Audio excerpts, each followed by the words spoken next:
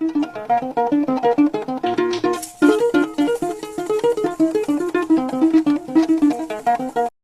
sommet a pour vocation à faire avancer finalement différents sujets sur la forêt.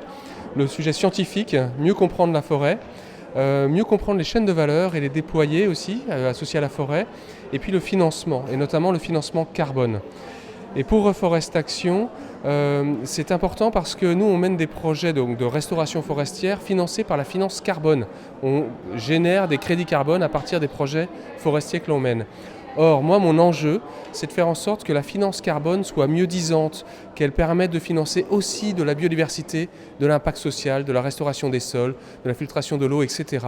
Et donc, je viens pour aider à faire avancer finalement la réglementation carbone vers une réglementation mieux-disante et de plus de qualitative, finalement. C'est très intéressant de voir la popularité de ce sommet.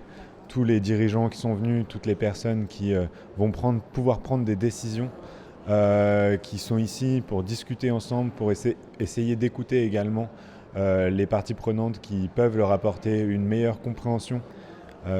Nous, on propose une solution aux forestiers pour les aider à mieux gérer la forêt et à avoir par la suite un label qui est reconnu internationalement. Et cette solution, elle couvre à la fois l'aspect exploitation de la forêt de façon durable, mais également l'aspect social et l'aspect environnemental.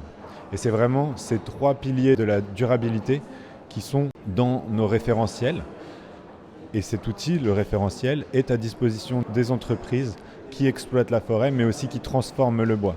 Parce que maintenant, les premières, deuxième et troisième transformations vont prendre de plus en plus de place ici dans les pays du bassin du Congo.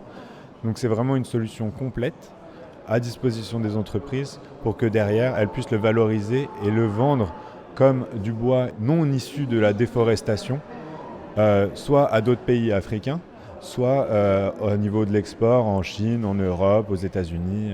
Voilà.